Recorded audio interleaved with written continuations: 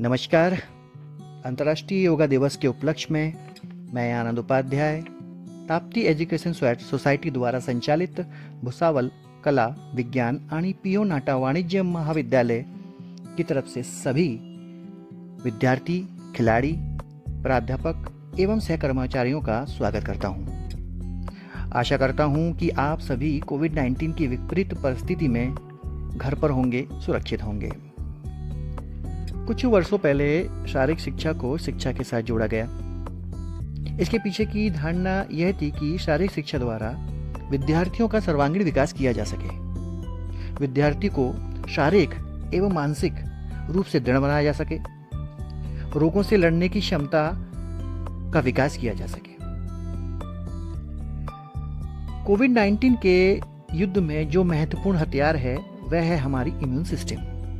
Immune system को बेहतर बनाना यानी रोगों से लड़ने की क्षमता का विकास करना। तो इम्यून सिस्टम को बेहतर बनाने के लिए बहुत सी चीज़ों का ध्यान रखा जाता है। उसमें से महत्वपूर्ण 3 बातों का विशेष रूप से ध्यान दिया जाता है। इन 3 बातों में सर्वप्रथम आती है संतुलित आहार यानी बैलेंस डाइट। शारीरिक शिक्षा में ये चीज़ें सिखाई जाती हैं। अब कोविड-19 की विपरीत परिस्थितियों में संतुलित आहार में कुछ चीज़ों को और जोड़ना पड़ेगा, जिसमें सबसे ज़्यादा विटामिन सी की आवश्यकता होती है, जिंक की आवश्यकता होती है, आयरन की आवश्यकता होती है और साथ में अमीनो फैटी एसिड लेना भी बहुत ज़रूरी है। दूसरे नंबर पे आती है पर्याप्त नींद, जो कि 6 से 8 घंटे की होनी चाहिए। और उन सब में से महत्वपूर्ण है व्यायाम, एक्सरसाइज या फिर योगा। आज योगा दिवस के उपलक्ष्य में इस विषय पर मार्गदर्शन करने के लिए हमारे साथ मौजूद रहेंगे अंतर्राष्ट्रीय ख्याति प्राप्त yoga expert doctor Suryakant Patil, professor, degree college of physical education, Hanuman Vyayam Prasarak मंडल, अमरावती से। उसके बाद हम कुछ प्राणायाम करेंगे और कुछ आसन का डेमोन्स्ट्रेशन भी आप लोगों के समक्ष रखेंगे। लेकिन इससे पहले मैं हमारे महाविद्यालय की मां समान प्राचार्य डॉक्टर मीनाक्षी बायकोड़े मैडम से अनुरोध करूंगा कि वे योगा को लेकर अपनी मन की बात हम तक पहुंचाएं एवं मुझे कार्यक्रम प्रारंभ करने की अनुमति प्रदान करें। नमस्कार, सर्वांचे मनपूर्वक स्वागत। प्रथमतः सर्वांना आंतरराष्ट्रीय योग दिनानिमित्त खूप खूप शुभेच्छा। या निमित्ताने आयोजित कार्यक्रमाचे मार्गदर्शक आदरणीय doctor SD Patil sir, Amravati, doctor Anand Upadhyay sir, सर्व बंधू भगिनींनो, योग दिवसानिमित्त virtual yoga training to boost immunity या विषयावर आपणास आज मार्गदर्शन होणार आहे। आपणास माहितीच आहे की आज संपूर्ण जग कोरोना व्हायरसमुळे फार मोठ्या अडचणीत आहे। मानवी जीवन मोठ्या प्रमाणावर प्रत्येक स्तरावर विस्कळीत झालेले आहे। या कोरोना व्हायरसला समर्थपणे तोंड देण्यासाठी आपली प्रतिकार शक्ती वाढवणे आवश्यक आहे। व्यायाम, संतुलित आहार, योगा, प्राणायाम अशा मार्गांनी आपण प्रतिकार शक्ती वाढवू शकतो। खरे तर योग, ध्यानधारणा आणि ओंकार यामुळे शरीर, मन आणि आत्मा सर्वांनाच निरामय संतुलित स्थिती प्राप्त होत असते। मानसिक आणि आध्यात्मिक दृष्टीने सुद्धा हे अत्यंत महत्त्वाचे आहे। आपण सर्वांनी योगाद्वारा आपल्या शरीर स्वास्थ्याकडे लक्ष द्यावे आणि यासाठी माझ्याकडे वेळ नाही असे कारण अजिबात सांगू नये, हे मला आज या क्षणी आपणास आवर्जून सांगावेसे वाटत आहे। जर आपणाला काहीतरी चांगले करून दाखवायचे असेल अशी तीव्र इच्छा मनामध्ये असेल तर आपलं शरीर आणि मन हे दोन्ही निरोगी, सशक्त आणि खंबीर होणं अत्यंत आवश्यक आहे। सर्व विद्यार्थी, सर्व वयोगटातील व्यक्ती यांनी आपली इम्युनिटी जर वाढवली तर यशस्वीरित्या कोरोनासारख्या संकटाला आपण दूर करू शकू, त्यावर मात करू शकू आणि पुन्हा आपणा सर्वांना सुखी आणि आनंदी जीवन हे निश्चितपणे प्राप्त होऊ शकेल। आपणाला आज आदरणीय डॉक्टर SD पाटील सर यांच्याकडनं महत्त्वपूर्ण मार्गदर्शन लाभणार आहे. त्यांनी सांगितलेल्या सर्व टिप्स आणि सर्व मुद्दे आपण अत्यंत मनपूर्वक ग्रहण करावयाचे आहे, आत्मसात करावयाचे आहे आणि ही सर्व माहिती केवळ आपल्यापर्यंतच मर्यादित न ठेवता आपल्या कुटुंबातील सर्व सदस्यांना ते सांगावी. त्याचप्रमाणे आपण जेथे राहतो त्या परिसरातील सर्व नागरिकांना आपण योगाबद्दल जागरूक करावं आणि यासारख्या अत्यंत महत्त्वपूर्ण अशा सामाजिक कार्यामध्ये अनमोल योगदान द्यावं हे मी आपणास आवाहन करत आहे. म्हणजे योग दिनाचं खरंखुरं सार्थक हे आपल्याकडनं सिद्ध होऊ शकेल असं मला वाटतं. सर्वांना पुनश्च मी या आजच्या योग दिनानिमित्त मनपूर्वक शुभेच्छा देते.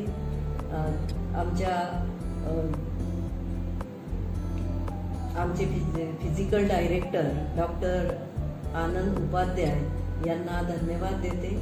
Thank you.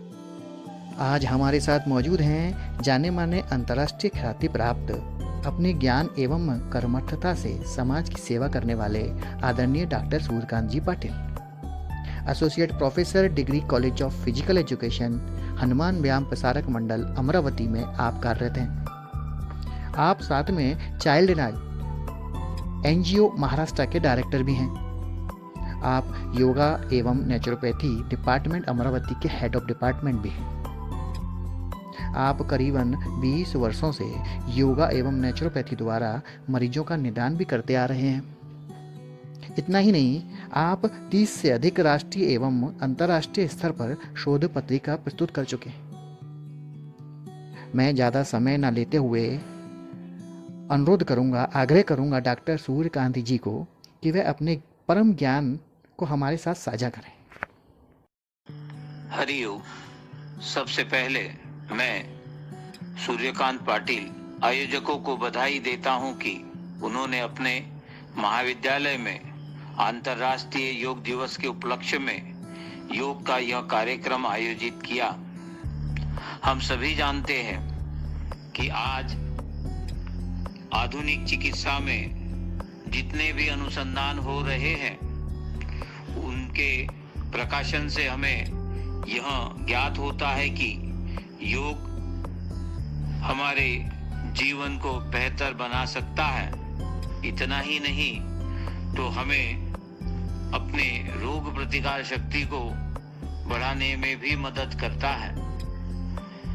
आज के तनावपूर्ण तथा स्पर्धात्मक जीवन के कारण हमारी सभी प्रणालियां कमजोर हो रही है. हमारा स्वास्थ्य का स्तर गिरता जा रहा है. हमारी रोग प्रतिकार शक्ति भी कम हो रही है और रोग प्रतिकार शक्ति बढ़ाने में योग की भूमिका महत्वपूर्ण है. योग केवल आसन प्राणायाम नहीं है. हाँ, यह निश्चित रूप से बहुत ही महत्वपूर्ण अंग हो सकते हैं. आसन से हमें स्थिरता और सुख की प्राप्ति हो सकती है यदि हम आसन पतंजलि के द्वारा निर्देशित नियमों का पालन करते हुए करें.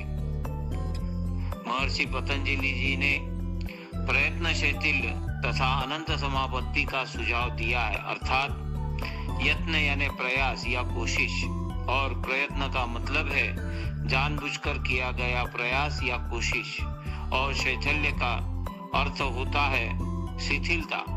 हमारे प्रयासों में शिथिलता प्राप्त होना बहुत जरूरी है, जिसे अंग्रेजी में एफर्टलेसनेस हम कह सकते हैं.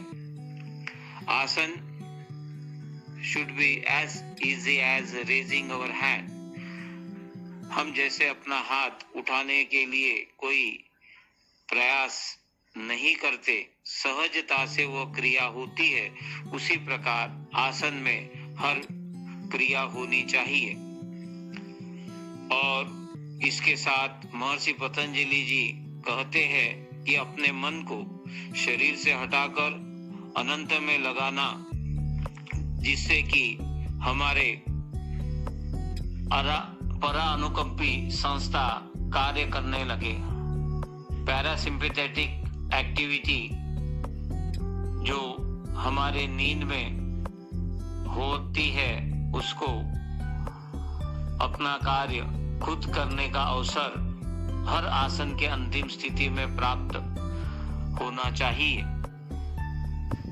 और हमें प्राणायाम से जो मन शांति प्राप्त होती है उससे भी हमारी सभी प्रणालियां सुचारू रूप से कार्य करने लगती हैं। इन प्रणालियों को ठीक से कार्य करने के लिए जिस प्रकार आसन और प्राणायाम मदद करते हैं उसी प्रकार हमारे सभी प्रकार के व्यवहार, आहार, विहार, आचार भी महत्वपूर्ण होते हैं और इसलिए मैं कहता हूँ यौगिक जीवन शैली अपनानी होगी जिसमें आहार, विहार, व्यवहार, आचार सभी में परिवर्तन करना जरूरी है। आहार का मतलब हम केवल भोजन से नहीं ले सकते। हमारे इंद्रियों द्वारा जो कुछ भी ग्रहण किया जाता है उसको हमारे ऋषि मुनियों ने आहार कहा है और उसका प्रभाव हमारे प्रणालियों पर पड़ता है और इसलिए हमने क्या ग्रहण करना चाहिए, क्या ग्रहण नहीं करना चाहिए, इसका विवेक हमने हमेशा सजगता से रखना चाहिए। विहार में रहन सहन, खान पान, व्यायाम और नींद आदि बातें आती हैं। हमारा व्यवहार, बिहेवियर सात्विक होना बहुत जरूरी है और सबसे महत्वपूर्ण हमारा आचार, कैरेक्टर, वर्तन या कंडक्ट हम इसे कह सकते हैं जिसमें यम नियमों का पालन अनिवार्य है। यदि हम योगिक जीवन शैली को अपनाएं तो कोविड-19 क्या कोई भी विषाणु या अन्य जीवाणु हमारा कुछ नहीं कर सकते क्योंकि हमारी इम्यून सिस्टम सशक्त रहती है। अंत में मैं यही कहूंगा, यदि हमें पूर्ण स्वास्थ्य के साथ जीवन जीना है तो हमें यौगिक जीवन शैली अपनानी चाहिए जिसमें आसन, प्राणायाम, षटकर्म, बंध मुद्रा, यम नियम तथा ध्यान का समावेश होना अनिवार्य है। आज यहाँ जो मुझे अपने विचार प्रस्तुत करने का अवसर प्रदान किया गया उसके लिए मैं डॉक्टर आनंद उपाध्याय जी को धन्यवाद देता हूँ तथा इस महाविद्यालय की प्राचार्य महोदया डॉक्टर सौ मीनाक्षी वायकोड़े मैडम इनका भी आभार व्यक्त करता हूँ। हरिओम तत्सत। चलिए तो स्टार्ट करते हैं प्राणायाम। प्राणायाम में ये चीज़ का ध्यान रहे कि आप थोड़ा नेचर के साथ जुड़े रहने का प्रयास करें। आसपास हरियाली हो, ऐसी जगह अगर हमें मिले तो बहुत बेहतर है, नहीं तो खुली हवा जैसे कि टेरेस भी चलेगी। अगर वो सब संभव नहीं हो इस कंडीशन में तो हम लोग अपने घर में भी ये चीज़ कर सकते हैं। सबसे पहले हम जो करेंगे प्राणायाम उसके अंदर है हमारी कपालभाति। कपालभाति एक ऐसा प्राणायाम है जिसके अंदर हमारी बॉडी का ब्लड सर्कुलेशन बहुत अच्छे तरीके से काम करता है, हमारे मेंटल स्ट्रेस को कम करता है, फटीग को कम करता है, कोऑर्डिनेशन एबिलिटी को बढ़ाता है। कुल मिला के ये सब चीज़ें जो हैं हमारे इम्यून सिस्टम को बेहतर बनाने का प्रयास करती हैं। तो शुरू करते हैं कपालभाति। कपालभाति में होगा ये कि आपको सांस फोर्सफुली छोड़ना है।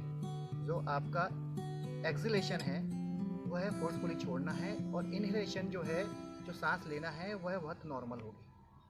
उस पर ध्यान नहीं देना है, सिर्फ आपको सांस छोड़ने पर ध्यान देना है और सारा जो ध्यान केंद्रित करना है वो अपना नेजल कैविटी पे करना है, नोजल की तरफ करना है। तो देखिए हम यहाँ शुरू करते हैं।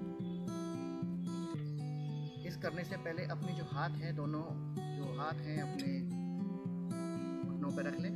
इसके बाद शुरू करेंगे।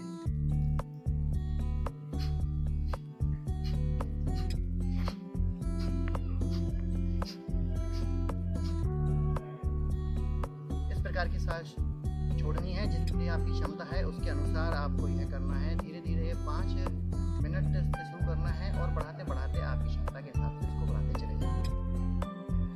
दूसरा जो प्राणायाम है वह है भस्त्रिका प्राणायाम। भस्त्रिका प्राणायाम थोड़ा बहुत मिलता जुलता है, कपालभाति जैसा दिखाई देता है, लेकिन इसके गुणधर्म थोड़े अलग हैं। यहाँ पे हमको एक्सहेलेशन इनहेलेशन दोनों को एक्टिव रखना है, दोनों को एक्टिव रखना है, सांस भी फोर्सफुली छोड़ना है और लेना है। इसको हम रिदमिक या सेम लेंथ के साथ करते हैं, जैसे कि मैं आपको करके दिखाता हूँ।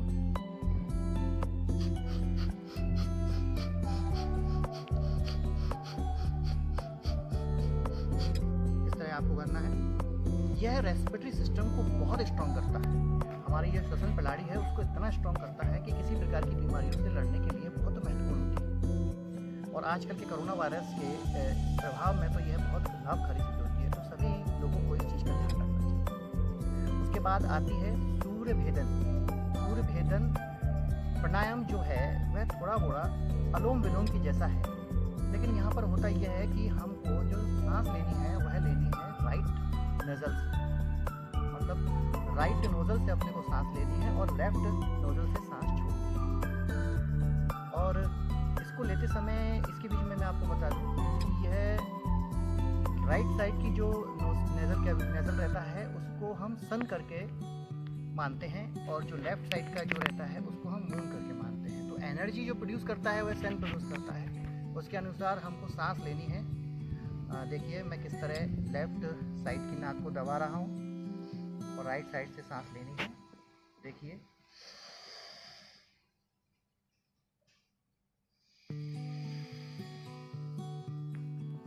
लेफ्ट साइड से सांस को छोड़ना है, फिर राइट साइड से सांस लेनी है, फिर लेफ्ट साइड से सांस छोड़नी है। यह प्रक्रिया करनी है। ये ध्यान रहे, यह प्रक्रिया करने के लिए से पहले हमको 20 करीब हमको सांसें नॉर्मल लेनी है, जिससे कि हम इसको बाद में सूर्य भेदन को करने का प्रयास करना है। नॉर्मल ब्रीथ लेनी है 20। नॉर्मल ब्रीथ होने के बाद शुरू करनी है हमको।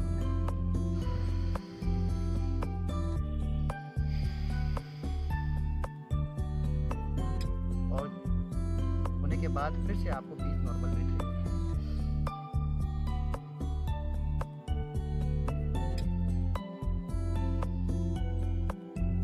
चलिए ये हो गया प्राणायाम। अब हम बढ़ते हैं हमारे अगले पड़ाव की तरफ, ये हमारे आसन की तरफ। चलिए तो शुरू करते हैं योगा की आसन एक्सरसाइज। जैसा कि हम जानते हैं योगा एक एशियन आर्ट है। यह बॉडी को स्ट्रेंथन करता है, माइंड को रिलैक्स करता है, ब्लड सर्कुलेशन को इंक्रीज करता है और नेचुरल डिफेंस मैकेनिज्म को भी स्ट्रॉन्ग करता है, जो जिसे हम इम्यून सिस्टम के नाम से जानते हैं, उसको बूस्ट करता है। तो इसको करने के लिए आप हमारे साथ मौजूद हैं हमारे स्टूडेंट, जिनका मैं आपको परिचय करा दूँ। रिया, जो हमारे दूसरे गेम से भले ही हैं, योगा में काफ़ी रुचि रखती है। उनके साथ में हमारा सहयोग देंगी रिंकल मंडोरा। यह भी एरोबिक की स्टूडेंट हैं और योगा में रुचि रखती हैं। तो मैं दोनों से पहले बता देना चाहूँगा कि वार्म अप एक्सरसाइज की जानी चाहिए। वार्म अप एक्सरसाइज करने से कुछ फ़ायदे होते हैं, तो दोनों से मैं अनुरोध करूँगा कि वार्म अप एक्सरसाइज के लिए तैयार हो जाएं।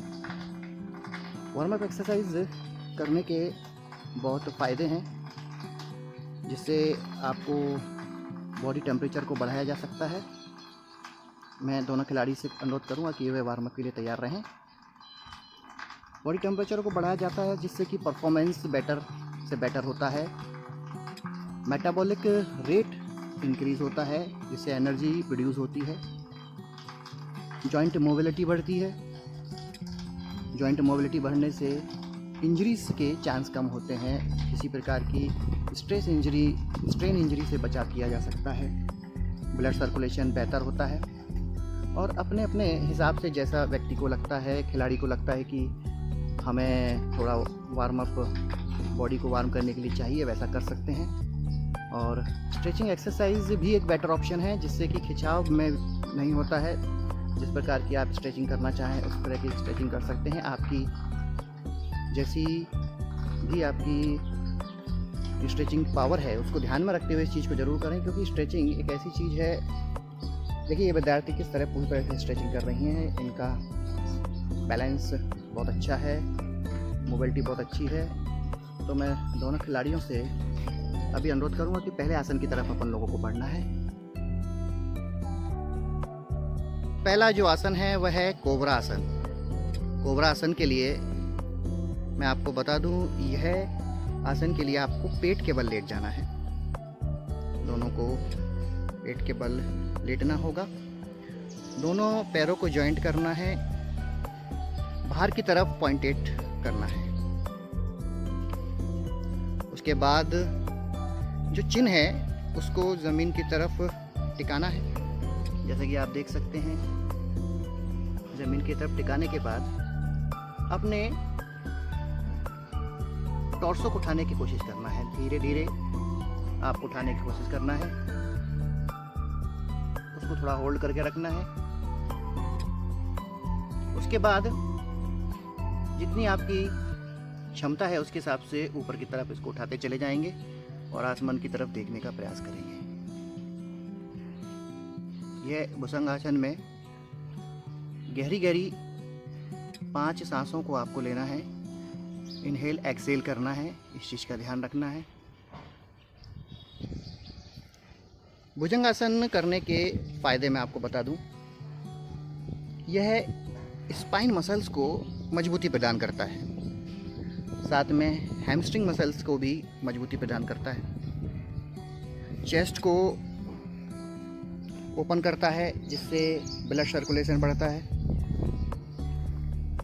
माइंड रिलैक्सेशन रखता है, माइंड को रिलैक्स करता है, यानी कुल मिला के इम्यून सिस्टम को बूस्ट करने का काम करता है। यह आसन का एक काउंटर आसन है जो हम करने जाएंगे इसके बाद। उसका नाम है बालासना। बालासना के लिए दोनों खिलाड़ियों को बोलता हूँ तैयार रहें। बालासना इसका काउंटर आसन है जो किया जाता है। देखिए किस प्रकार दोनों हाथ को स्ट्रेट खींचना है।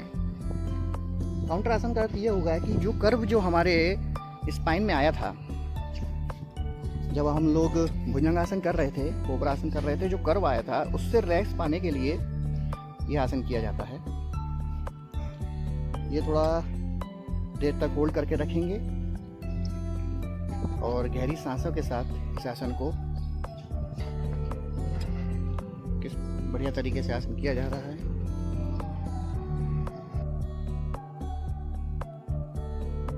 जो दूसरा आसन है वह है पर्वतासन। इसको आप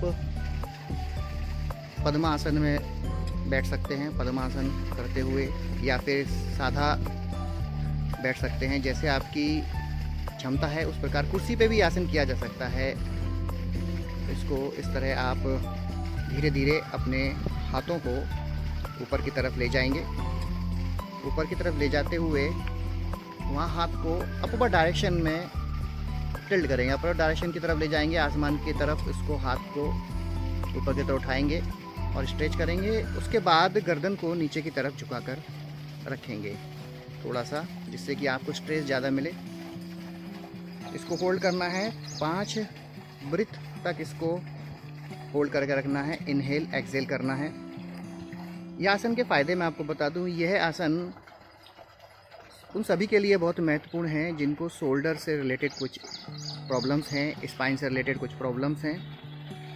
यह आसन इन चीज़ों में बेहतर रिजल्ट देता है। यह अवेयरनेस को बढ़ाता है। डाइजेस्टिव सिस्टम और लीवर को भी बेहतर तरीके से काम करने के लिए सहयोग करता है। इस प्रकार यह सिस्टम को बेहतर करता है और इम्यून सिस्टम को भी बेहतर करता चला जाता है। अगला जो आसन है वह है सर्वांग आसन। ये 2 आसनों का मेल करके यहाँ पर आसन करेंगे। सर्वांग आसन से हलासन में जाएंगे, तो 2 आसन किए जाएंगे। सबसे पहले सर्वांग आसन के लिए तैयार रहें। पीठ के बल लेट जाना है। पीठ के बल लेटते हुए पैरों को 90 डिग्री के एंगल पे उठाना है। 90 डिग्री के एंगल पे उठाने के बाद आपको थोड़ा सॉफ्ट हो जाना है, पैरों को सॉफ्ट करना है। सॉफ्ट करने के बाद हिप्स को सपोर्ट देते हुए ऊपर की तरफ उठना है 90 डिग्री एंगल पे। यह आसन देखिए कितना बेहतर तरीके से डेमोन्स्ट्रेशन हो रहा है।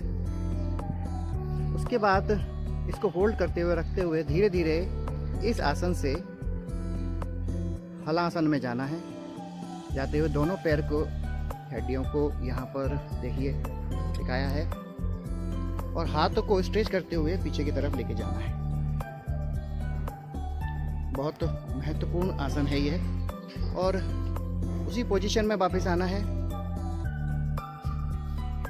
90 डिग्री के ऊपर आते हुए, सर्वांग आसन में आते हुए धीरे धीरे सपोर्ट को, उसको सॉफ्ट करना है नीज को एक बार फिर से, और सपोर्ट को धीरे धीरे छोड़ते हुए आपको वापस पोजीशन में आना है। धीरे धीरे छोड़ते हुए वापस पोजीशन में आते हैं। यह आसन जो है इसे एक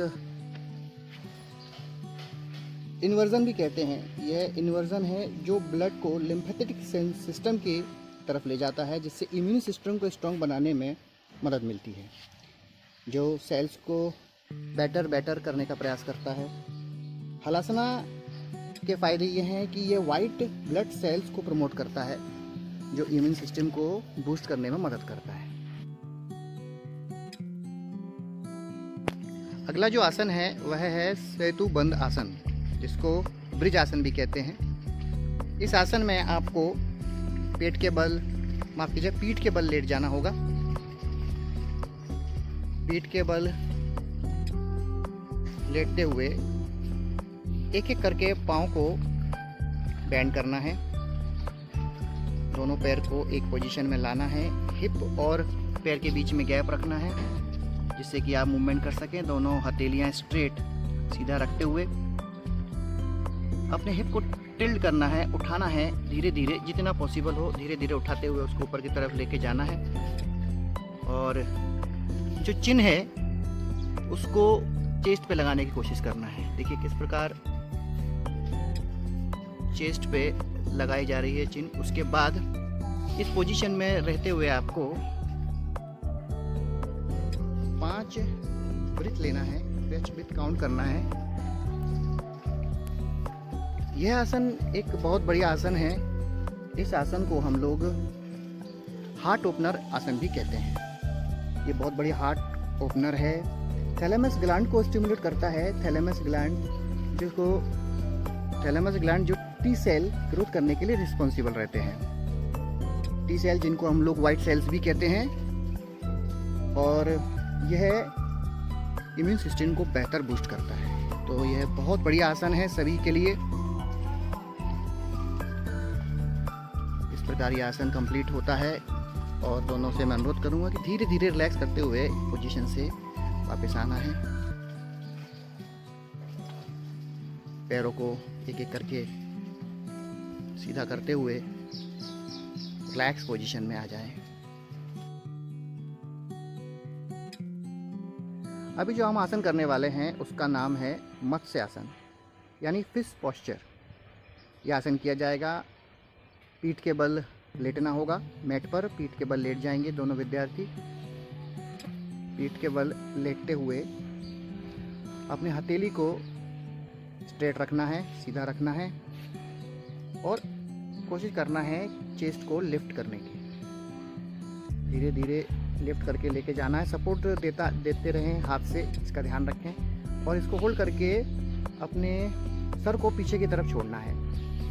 पीछे की तरफ ज़मीन से टिकाने की कोशिश करना है। अगर आप ज़मीन पर टिका पाएँ तो बहुत बेहतर, अगर नहीं टिका पाएँ तो भी चलेगा। इसको ज़मीन पर टिका के होल्ड करना है, और इसको वापस पोजीशन में आना है धीरे धीरे। अपर पोजीशन में आने के बाद धीरे बॉडी को रिलैक्स करते हुए नीचे चले जाना है। यह आसन को चेस्ट ओपनर के रूप में भी देखा जाता है। बहुत बढ़िया आसन है। यह भी थैलेमस को स्टिमुलेट करता है, जो इम्यून सिस्टम को बढ़ाने का काम करता है। यह वाइट ब्लड सेल्स को भी बेहतर तरीके से रेगुलेट करता है, फ्लो करने में मदद करता है, और इम्यून सिस्टम को बूस्ट करने का बेहतर प्रयास करता है। योगा के इस अंतर्राष्ट्रीय योगा दिवस पर अंत में मैं शुक्रिया अदा करना चाहता हूँ आदरणीय प्राचार्य महोदय जी का, जिन्होंने हमें जीवन एवं योग की महत्वपूर्णता समझाई। मैं विशेष धन्यवाद देना चाहता हूँ आदरणीय डॉक्टर सूर्यकांत जी का, जिन्होंने हमारा मान रखते हुए अपना कीमती समय देकर ज्ञान साझा किया। अंत में मेरे प्यारे विद्यार्थियों रिया एवं रिंकल मंडोरा का भी धन्यवाद देना चाहता हूँ, जिन्होंने डेमोन्स्ट्रेशन देकर आप तक यह योगा पहुँचाया। धन्यवाद।